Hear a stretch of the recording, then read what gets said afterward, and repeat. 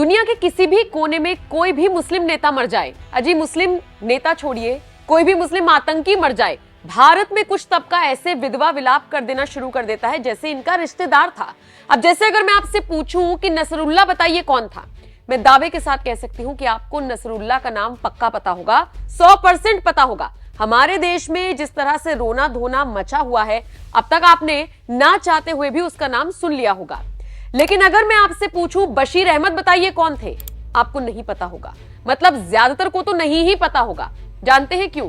क्योंकि 4000 किलोमीटर दूर मरे आतंकी नसरुल्लाह से यहां के कुछ मुसलमानों को बहुत फर्क पड़ता है, लेकिन आपके, हमारे लिए और इन जैसों के लिए भी, जिसने अपनी जान की आहुति दे दी, जिसे आतंकियों से लोहा लेते हुए कुर्बान होना पड़ा, उसके लिए इनके मन में कोई हमदर्दी नहीं है।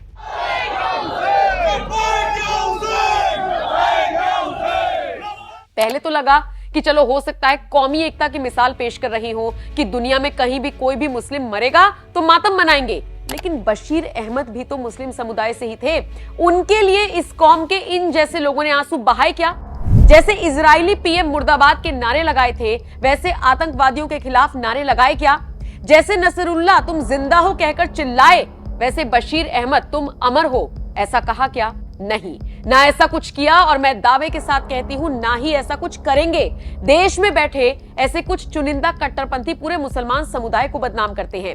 जिस कश्मीर में नसरुल्लाह के मरने पर छाती पीटी गई, उसी कश्मीर में एक कांस्टेबल शहीद होता है और कोई उस तरफ ध्यान तक नहीं देता। एक आतंकी के लिए रो रहे हो, एक शहीद के लिए नहीं। क्यों? दोनों का मजहब तो एक ही था ना।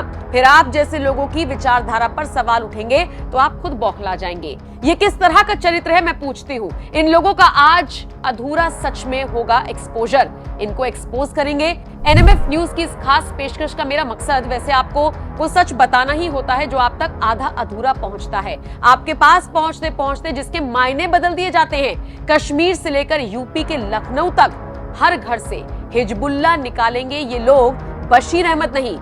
ये तक नारे लग रहे हैं, आज इन जैसे लोगों को ही एक्सपोज करेंगे। देश में आतंकियों के लिए ये लोग रोएंगे, शहीद जवानों के लिए नहीं। शर्म आती है ऐसे लोगों पर जो भारतीयों की गिनती में गिने जाते हैं। 28 सितंबर 2024 कठुआ, जम्मू कश्मीर। जागरण में छपी ये खबर देखिए, जिसकी हेडलाइन है, नवंबर में बेटा बेटी की होनी थी शादी, कांस्टेबल पिता के बलिदान होने से घर में पसरा मातम।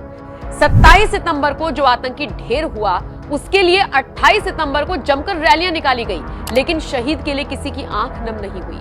बशीर अहमद सुरक्षा बलों और आतंकवादियों के बीच हुई मुठभेड़ के दौरान शहीद हुए मंडली गांव में। जम्मू कश्मीर पुलिस के हेड कांस्टेबल हमेशा के लिए दुनिया को अलविदा कह गए। बशीर विशेष ट्रेनिंग कर असिस्टेंट सब इंस्पेक्टर बनने वाले थे, लेकिन देखिए उनकी किस्मत में क्या लिखा था। 29 सितंबर 2024 लखनऊ। ईटीवी भारत में छपी ये रिपोर्ट कहती है, सैयद हसन नसरुल्लाह की मौत पर लखनऊ में निकला कैंडल मार्च, 3 दिन बंद रहेंगी दुकानें। सुल्तानपुर में भी जुलूस निकाला, शिया कम्युनिटी प्रोटेस्ट। पूरी खबर यह है कि लखनऊ में छोटे इमामबाड़े से बड़े इमामबाड़े तक प्रोटेस्ट निकाला गया। शिया समुदाय 1 किलोमीटर तक प्रदर्शन करता दिखा। इसमें इजराइल के खिलाफ नारे लगे। 3 दिन तक शोक मनाने का ऐलान मुस्लिम धर्मगुरुओं की तरफ से किया गया, लेकिन बशीर अहमद के लिए कुछ नहीं। 29 सितंबर 2024 सुल्तानपुर। दैनिक भास्कर में छपी रिपोर्ट साफ बताती है कैसे सुल्तानपुर में अमेरिका को आग लगा दो के नारे लगाए गए। हसन नसरुल्लाह जिंदाबाद जैसे नारे भी लगाए गए। एक बड़ी रैली नसरुल्लाह के समर्थन में तुराबखानी में अंजुमन पंजतनी तुराबखानी के नेतृत्व में निकाली गई थी। 29 सितंबर को लखनऊ में ही, जी हाँ, फिर से लखनऊ। एक दिन में लखनऊ में कई रैलियां निकाली गई। खबरों में 2-4 ही आ पाई जो मैं आपको बता रही हूँ। नसरुल्लाह के लिए, उसके लिए आंसू बहाए गए। मतलब वेब दुनिया की रिपोर्ट पहले आप देख लीजिए।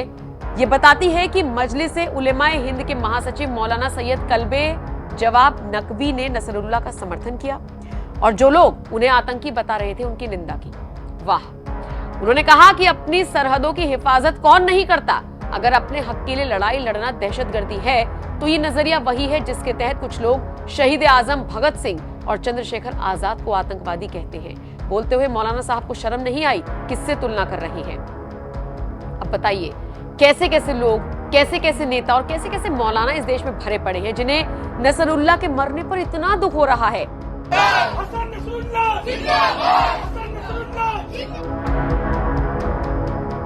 ये पूरी कौम, नाटो से लेकर पूरा अमेरिका और सब एकजुट हो गए और ये इसका ये संदेश हम लोगों का है कि हम लोग आतंकवाद के खिलाफ अपना एहतजाज जारी रखेंगे। अमेरिका और इजराइल के जितने भी प्रोडक्ट हैं इस तरह से हम लोग उसका बहिष्कार करते हैं और किसी भी चीज का हम लोग इस्तेमाल नहीं करेंगे। खासतौर से वो नसरुल्लाह जो कई देशों में आतंकी घोषित था, आतंकी संगठन हिजबुल्लाह का चीफ था, मारा गया लेबनान में, तड़प भारत में हो रही है। शहीद बशीर के घर में तो नहीं पहुंचा गया किसी से, लेकिन इनका बस चले तो लेबनान जाकर विधवा विलाप वहां पर कर ले।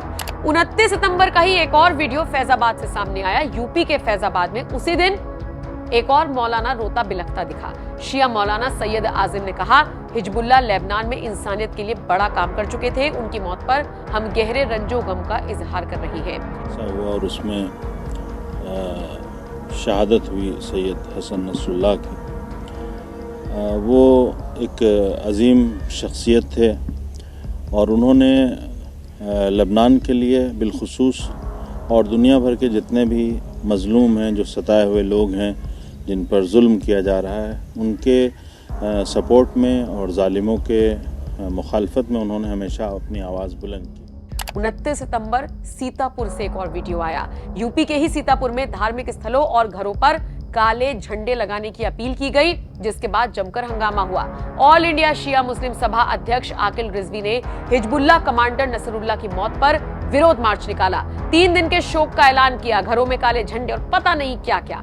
इन सब आंकड़ों में आपको कहीं बशीर अहमद का नाम नहीं दिख रहा होगा, दिखेगा भी नहीं। यही तो है हमारे देश के कट्टरपंथी मुसलमान।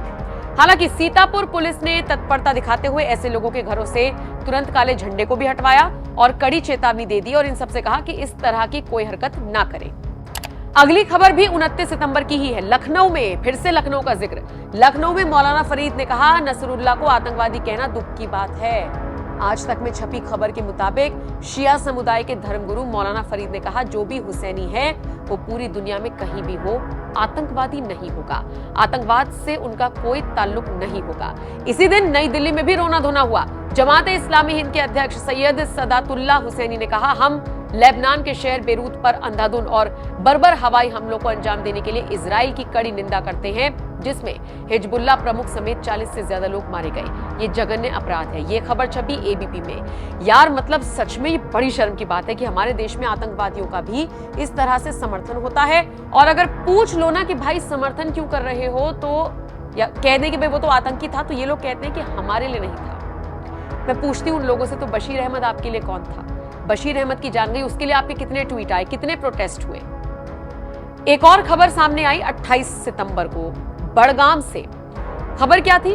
पहले तो एबीपी में छपी ये खबर आप देख ही लीजिए। एएनआई पर इस लड़की की जो पूरी बाइट है वो भी वायरल है, जिसमें ये छात्रा इजराइल पर गुस्सा कर रही है। कहती है कि मैं लेबनान के लोगों का हौसला देना चाहूंगी, वो फिक्र ना करें, हम उनके साथ हैं। पढ़ाई लिखाई की उम्र में ये लड़की हर घर से हिजबुल्लाह निकलने की बात कर रही है। और दूसरी खबर ये देखिए, कैसे पीडीपी चीफ महबूबा मुफ्ती ने तो अपनी राजनीतिक रैली को ही रद्द कर दिया और नसरुल्लाह को श्रद्धांजलि देती हुई नजर आई। कहने लगी, हम ऐसी दुख की घड़ी में लेबनान और फिलिस्तीन के साथ हैं। भाई आप किसी के भी साथ रहो, हम तो आपके साथ नहीं हैं। बल्कि घिन आती है आप जैसे सो कॉल्ड नेताओं से, जिन्हें बशीर अहमद का शहीद होना नहीं दिखता, लेकिन एक आतंकी का मारा जाना दिखता है और दुख होता है आप लोगों को। खैर, आज की इस पेशकश में तो इतना ही। बाकी आप इस रिपोर्ट को किस तरह से देखते हैं? मौलानाओं के कमेंट्स आपने नसरुल्लाह के लिए सुने, उनका रोना धोना, उनके दिल में जो दर्द डिस्को हो रहा है वो आपने देखा। आप इस पूरी खबर को, इस पूरी पेशकश को किस तरह से देखते हैं? कमेंट सेक्शन में अपनी राय हमें जरूर दीजिएगा। नमस्कार।